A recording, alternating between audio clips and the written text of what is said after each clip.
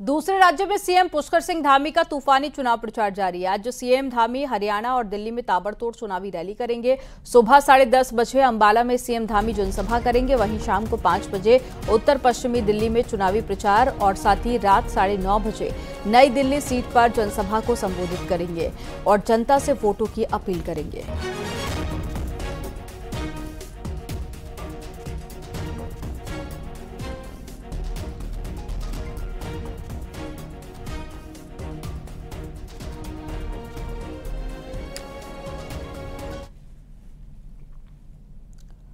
Nainital high court के shifting का मामला उलझता जा रहा है। हाईकोर्ट बार एसोसिएशन ने सुप्रीम कोर्ट में मामले को लेकर एसएलपी दायर की है। अब उस एसएलपी के खिलाफ देहरादून बार एसोसिएशन रिट दायर करने जा रहा है। वहीं पहाड़ी इलाकों में हाईकोर्ट बनाने की मांग भी काफी तेजी के साथ में की जा रही है। श्रीनगर में हाईकोर्ट की मांग हो रही है।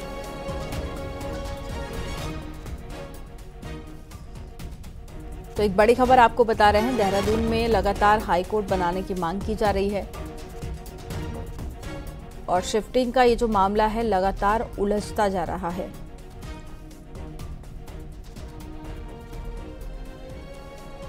तो हाईकोर्ट बार एसोसिएशन की तरफ से याचिका भी दायर की गई थी और एसएलपी के विरोध में ये याचिका दायर की गई थी। हालांकि पक्ष और विपक्ष दोनों में ही इस फैसले को देखा जा रहा है और कुछ लोगों की तरफ से मांग की जा रही है कि हाईकोर्ट जो शिफ्टिंग का जो काम है वो जल्दी होना चाहिए। वहीं इसके खिलाफ भी अब याचिका दायर की गई है।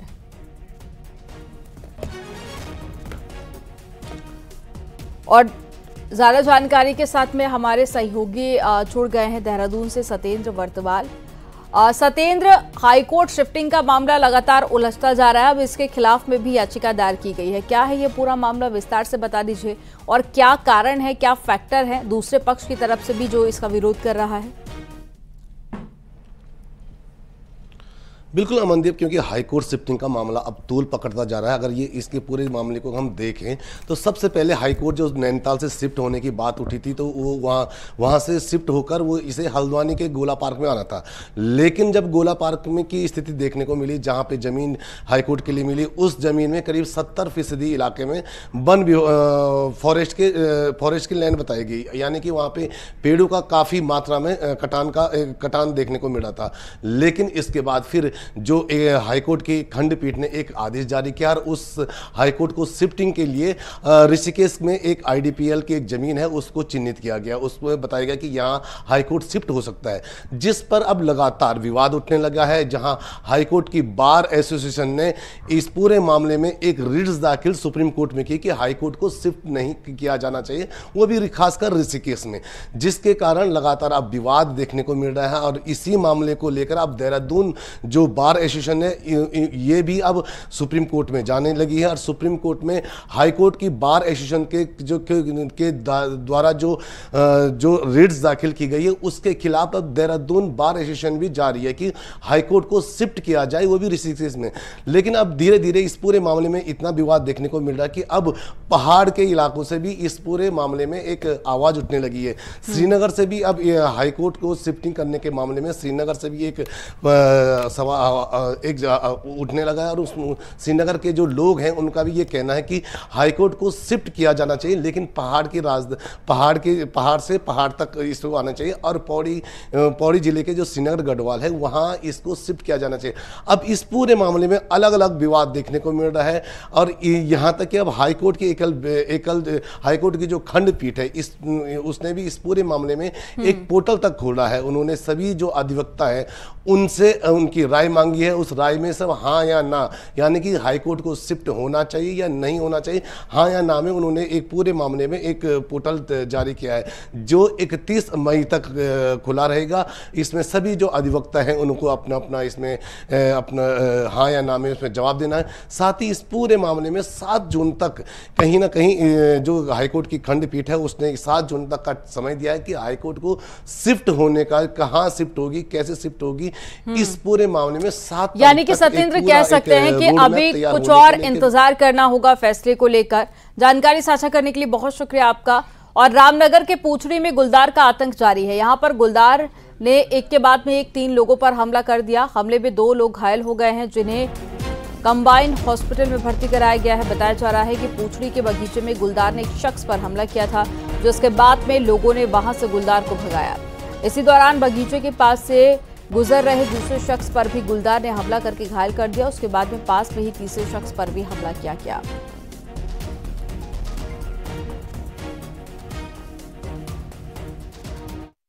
सबसे पहले हमला कर रहा था एक बंदे पे, उसको हॉस्पिटल लेके गए और उतनी देर में हम 10-12 बंदे उसको भगा रहे थे, साइड मतलब भगा रहे थे, उसको देख रहे थे कहाँ है वो। तो उतनी देर में ये पानी भर के लेके जा रहे थे, ये पड़ोस में जो है, तो उन पे पानी वो अकेले पड़ गए, उन पे उधर से भागता हुआ हाथ हमला कर दिया उसको। हाँ, 2 घायल हुए हैं। तो कैसे अब खतरा बना हुआ है बगीचे में? बगीचे में बहुत खतरा है इस टाइम, वो किसी पे हमला कर दे रहा है।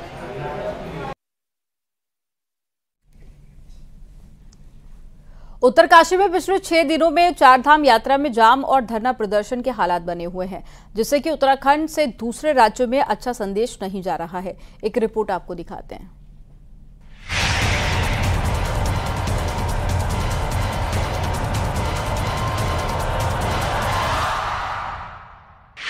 उत्तरकाशी में चारधाम यात्रा शुरू होते ही जाम के हालात से यात्री परेशान हैं, जिसके चलते यात्री, होटल व्यापारी, पुरोहित तक यात्रा व्यवस्थाओं को लेकर प्रदर्शन कर चुके हैं, जिससे देवभूमि से लगातार गलत संदेश दूसरे राज्यों में जा रहा है, जिसको लेकर स्थानीय लोगों की राय भी सामने आ रही है। स्थानीय लोगों का कहना है कि जिले में पार्किंग की कमी के साथ सड़कों की हालत अच्छी नहीं है।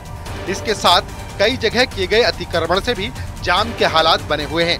ऐसे में क्षमता से ज्यादा यात्री वाहन आने से हालात खराब हो रहे हैं। प्रायः देखने में आया कि छोटी छोटी कारें और बड़ी बड़ी बसें, इन पे कोई कंट्रोल नहीं है, अत्यधिक मात्रा में चल रही हैं और जिससे सड़कों पर जाम लग रहा है। मान में आवश्यकता इस बात की है कि सड़कें जहाँ भी है उनमें जो है लोगों ने कहीं कुछ बजरी डाल रखी है, कहीं कुछ घोड़ा डाल रखा है, कहीं कुछ डाल, जिससे कि बड़ा व्यवधान है।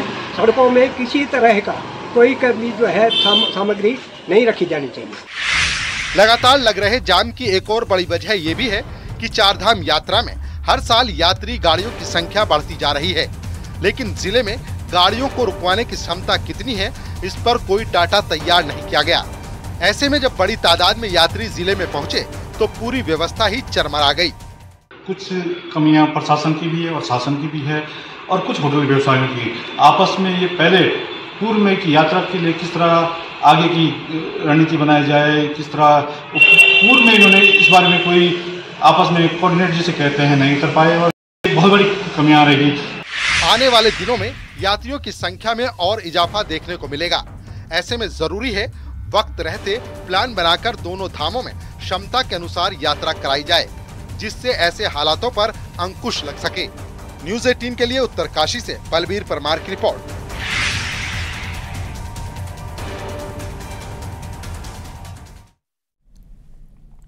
चारधाम में बड़ी संख्या में यात्री बिना रजिस्ट्रेशन के पहुंच रहे हैं और अव्यवस्थाएं फैल रही हैं। लेकिन अब बिना रजिस्ट्रेशन चारधाम यात्रा पर यात्रियों को ले जाने वाले टूर ऑपरेटर का परमिट भी रद्द हो जाएगा। चारों धामों में यात्रा व्यवस्थाएं बनाए रखने के लिए सरकार ने यह बड़ा फैसला लिया है।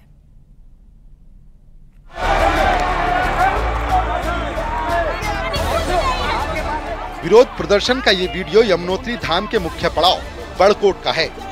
चारों धामों से ऐसी तस्वीरें सामने आ रही हैं। इसी को लेकर बुधवार को गढ़वाल कमिश्नर विनय शंकर पांडे ने सामने आकर तस्वीर साफ की। विनय शंकर पांडे का कहना था कि कपाट खुलने के दिन से ही पिछले साल की अपेक्षा दोगुनी संख्या में यात्री पहुंचे। यही नहीं, धामों में ऐसे यात्री भी पहुंच रहे हैं जिनका रजिस्ट्रेशन तो जून महीने का है, लेकिन वो मई में ही यात्रा पर आ गए, जिसके चलते जाम की स्थिति पैदा हो रही है। जिनको 27-28 मई या जून का ऑफलाइन रजिस्ट्रेशन मिला है, वो आज ही की तारीख में लेकर निकल जा रहे हैं। इसकी वजह से भी थोड़ी संख्या में वृद्धि हुई है। इसके अतिरिक्त निश्चित रूप से होल्ड किया जाएगा और जिस बस से गए हैं, जिस टूर ऑपरेटर ने उसको लेकर जा रहा है, उसका परमिट सस्पेंड करने के साथ साथ परमानेंट बेसिस पर उसको डिसेबल्ड कर दिया जाएगा। अब चारधाम में हालात क्या है वो देखिए। गंगोत्री और यमुनोत्री में गेट सिस्टम लागू करना पड़ा। गेट सिस्टम की वजह से यात्रियों को 2 से 4 घंटे तक इंतजार करना पड़ रहा है। हालांकि अब धीरे धीरे यात्रियों का बैकलॉग खत्म हो रहा है और जल्द ही जाम से निजात मिल जाएगी। वहीं यात्रियों से अपील की गई है कि वो अपनी हेल्थ हिस्ट्री को न छिपाएं और धीरे धीरे ही यात्रा को आगे बढ़ाएं। हम लोगों ने एक गेट सिस्टम भी लागू किया है। आप लोगों की जानकारी में भी होगा कि डिफरेंट जगहों पर गेट्स भी लगाए गए हैं। घंटे 2-2 घंटे की ड्यूरेशन पर 4 घंटे की आवश्यकता के हिसाब से वो लोकल एडमिनिस्ट्रेशन ही निर्णय लेता है। यात्रियों को छोड़ा जाता है, इसके बाद रोका जाता है, फिर ऊपर से आने वाले यात्रियों को नीचे लाया जाता है ताकि सबको दर्शन भी मिल जाए, सुरक्षित भी जाए। हाँ, ये सही है कि उसमें कुछ विलंब हो सकता है। चारों धामों में अभी तक रिकॉर्ड 2,76,000 से ज्यादा श्रद्धालु दर्शन कर चुके हैं। 26 लाख ऑनलाइन रजिस्ट्रेशन हो चुके हैं, तो ऑफलाइन रजिस्ट्रेशन की संख्या भी 1.5 लाख के पार पहुंच गई है। यात्रा व्यवस्थाएं बनी रहें, इसके लिए सीएम धामी के निर्देश पर चारों धामों में सीनियर IAS अफसरों को भी अतिरिक्त रूप से जिम्मेदारी सौंपी गई है। देहरादून से न्यूज 18 के लिए सुनील प्रभात की रिपोर्ट।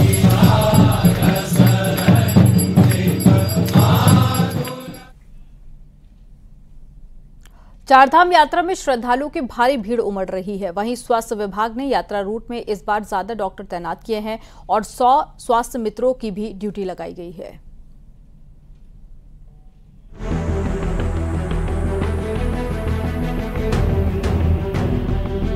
उत्तराखंड के चारों धामों में श्रद्धालुओं की भारी भीड़ उमड़ रही है। चारों धाम में अब तक 2,76,000 से ज्यादा श्रद्धालु दर्शन कर चुके हैं। वहीं धामों में उमड़ रही भीड़ की वजह से कई बार जाम की समस्या का सामना श्रद्धालुओं को करना पड़ रहा है। गंगोत्री और यमुनोत्री धाम में भीड़ ज्यादा हो रही है, जिसके बाद सीएम पुष्कर सिंह धामी के निर्देश पर सचिव मुख्यमंत्री आर मीनाक्षी सुंदरम को गंगोत्री यमुनोत्री की जिम्मेदारी दी गई है, जो 4 धाम यात्रा व्यवस्थाओं की मॉनिटरिंग करेंगे। वहीं 4 धाम यात्रा में आए 6 श्रद्धालुओं की मौत अभी तक हुई है, जिसके बाद अब यात्रा रूट पर स्वास्थ्य मित्र और एम्बुलेंस के रिस्पांस टाइम को कम करने पर फोकस है। इस बार यात्रा रूट पर पिछले साल के मुकाबले 40 ज्यादा डॉक्टर लगाए गए हैं और 100 स्वास्थ्य मित्र पैदल मार्गों पर मौजूद हैं। 100 स्वास्थ्य मित्रों की तैनाती की है और ये सामान्यतः जो है फर्स्ट रिस्पॉन्डर के तौर पर ये काम करेंगे और पूरे यात्रा रूट में कहीं पे भी पेशेंट को किसी भी प्रकार की दिक्कत का सामना करना पड़ता है तो फर्स्ट रिस्पॉन्डर के तौर पर ये संबंधित स्वास्थ्य केंद्र में इंफॉर्मेशन भी पहुंचवाएंगे और जो यथासंभव मदद है यात्री की वो भी करेंगे। इसके अलावा जो है हम लोगों ने इस बार 40 डॉक्टर्स और लगाए हैं compare to last time. Team पूरी तैयार है। हमने लगभग 389 MBBS डॉक्टर्स, 79 स्पेशलिस्ट और 337 पैरामेडिकल तैनात किए गए हैं और 156 एम्बुलेंस हमारी यात्रा रूट पे तैनात है। साल 2023 में 4 धाम यात्रा के दौरान 200 से ज्यादा लोगों की मौत से स्वास्थ्य विभाग की खूब किरकिरी हुई थी। वहीं इस बार शुरुआत में 6 यात्रियों की मौत प्रशासन और हेल्थ डिपार्टमेंट के लिए चिंता का सबब बनी हुई है। देहरादून से न्यूज 18 के लिए भारती सकलानी की रिपोर्ट।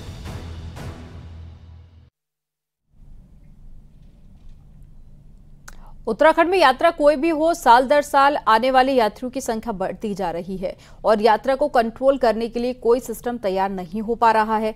ऐसे में पर्यटन मंत्री ने प्राधिकरण बनाने का सुझाव दिया है, जबकि देवस्थानम बोर्ड का प्रयोग फेल हो चुका है। एक रिपोर्ट आपको दिखाते हैं, इससे जुड़ी हुई।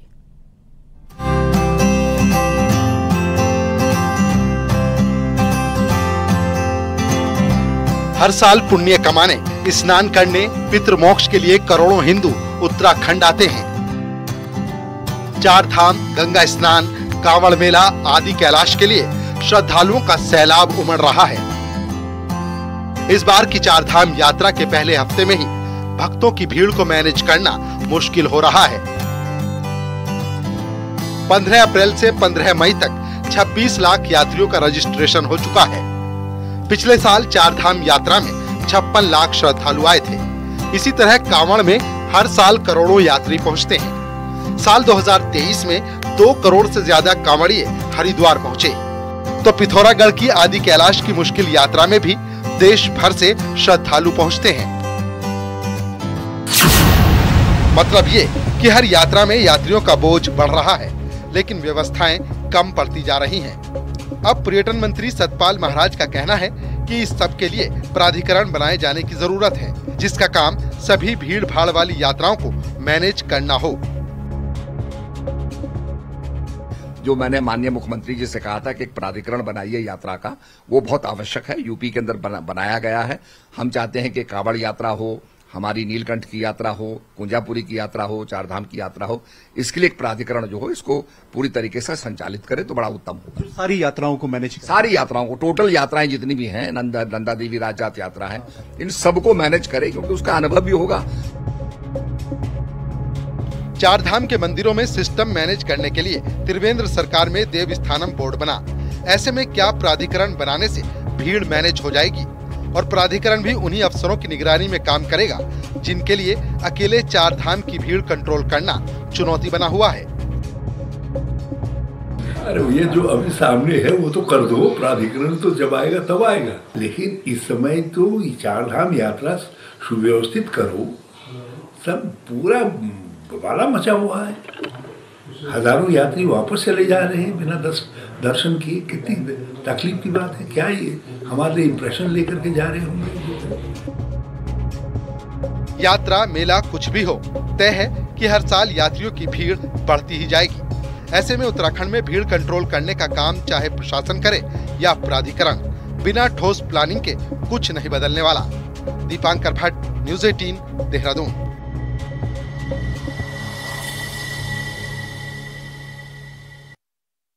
ब्रेक के बाद एक बार फिर से आपका स्वागत है। चलिए खबरों में आगे बढ़ेंगे। हायर एजुकेशन के लिए उत्तराखंड से कई स्टूडेंट्स दूसरे राज्यों का रुख करते हैं, जबकि पहाड़ के दूरस्थ इलाकों के स्टूडेंट्स को CUET यानी कि कॉमन यूनिवर्सिटी एंट्रेंस टेस्ट से कई ज़्यादा दिक्कतें भी आती है। सबसे बड़ी जो समस्या है एग्जाम सेंटर बन गया है। इसी से जुड़ी एक रिपोर्ट भी आपको दिखाते हैं। सेंट्रल यूनिवर्सिटी से संबद्धता रखने वाले कॉलेज से ग्रेजुएशन करने के लिए अब कॉमन यूनिवर्सिटी एंट्रेंस टेस्ट देना होगा। यानी भले ही 12वीं में आप स्टेट टॉपर हो या स्कूल टॉपर, बिना एंट्रेंस टेस्ट पास किए आप यूनिवर्सिटी कॉलेज में एडमिशन नहीं ले सकते। बुधवार से देश भर में CUET के एग्जाम शुरू हो गए हैं, लेकिन कई स्टूडेंट्स ऐसे हैं जो नहीं चाहते कि कॉलेज में एडमिशन के लिए CUET होना चाहिए। उनका मानना है कि पहाड़ के दूरस्थ जगह के बच्चों के साथ दिक्कत ये है कि उनके सेंटर मैदानी इलाकों में पड़ जाते हैं और एंट्रेंस भी सिर्फ एक दिन नहीं होता, जिसकी वजह से दूर गांव के बच्चों को ज्यादा परेशानी होती है। क्योंकि हमारे पहाड़ के बच्चे जो उत्तरकाशी, चमोली या कहीं भी, इनको अभी पूरा पता नहीं है कि CUET क्या है, ठीक है। और अगर CUET का फॉर्म भरते भी है तो जैसे पिछले बार हुआ था, किसी का रुड़की पड़ गया, किसी का हल्द्वानी पड़ा, बहुत दूर पड़ जाता है पहाड़ का बच्चा। तो वो बच्चा अब पहाड़ से पैसा अपना इतना नहीं है कि वो खर्चा लगा के अपना एक दिन पेपर देने चले जाए। और CUET के पेपर भी एक नहीं हो रहा, एक ही दिन में एक पेपर नहीं है, इसके 5 सब्जेक्ट है, 5 अलग अलग पेपर देने पड़ रहे हैं। हालांकि प्रोफेसरों का मानना है कि कंपटीशन की ये व्यवस्था अच्छी है, जिससे सभी स्टूडेंट्स को एक प्लेटफॉर्म मिल जाता है जहां से वो अच्छे कॉलेज में एडमिशन ले सकते हैं। तो इसके लिए मेरे हिसाब से बच्चे को एक लेवल प्लेइंग फील्ड मिलती है, एक कंपटीशन फेस करने का, उसका एक जो उसके अंदर एक स्पिरिट है वो डेवलप होती है। और जो 11th-12th में जो रेट रेस पहले चल रही थी कि परसेंटेज अगर आएगा, 95 वाला भी परेशान रहता था, 10 जगह अप्लाई करता था, फिर भी वो डिजेक्टेड होता था। सेंट्रल यूनिवर्सिटी से एफिलिएटेड कॉलेज में पढ़ने का सपना हर स्टूडेंट का होता है, लेकिन अभी भी कई स्टूडेंट्स ऐसे हैं जो नहीं चाह रहे कि एग्जाम देकर वो यूनिवर्सिटी में एडमिशन पाए। न्यूज़ 18 के लिए देहरादून से भारती सकलानी उनियाल की रिपोर्ट।